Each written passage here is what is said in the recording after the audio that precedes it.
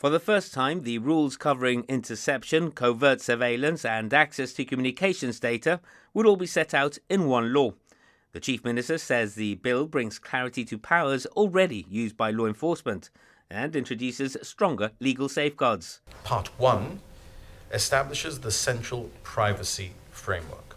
Clause 6 makes clear that the bill defines the extent to which investigatory powers may interfere with privacy.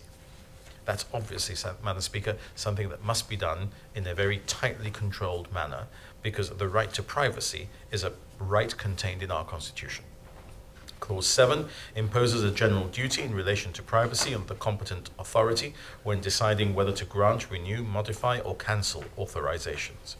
That duty requires the authority to assess whether the objective sought could reasonably be achieved by less intrusive means, to consider the sensitivity of the information being sought, and to ensure that any interference with privacy is necessary and proportionate.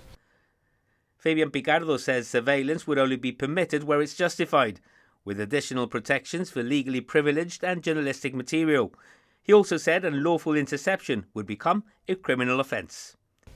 And Clause 13 creates civil liability, enabling affected persons to bring proceedings where interception occurs without lawful authority.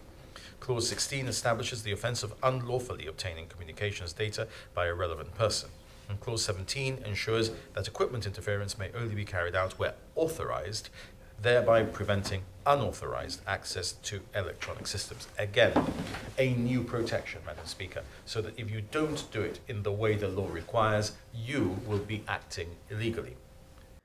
The opposition supported updating the law, but argued the checks on those powers should go further. Joel Ladislao said Parliament was being asked to approve some of the state's most intrusive powers without enough independent oversight. Whereas there are various layers of oversight for the appointment of an investigatory powers commissioner. I'm going to refer to them as an IPC, moving on. And the competent authority. They must be appointed by the governor in consultation with the chief minister, acting on the advice of the Judicial Services Commission. The same can't be said for the proposed mechanisms for the removal from office of the investigatory powers commissioner. Under this bill, the IPC and the competent authority may be removed from office by the governor with the agreement of the chief minister for inability, I note, to discharge the functions of their office or for misbehaviour.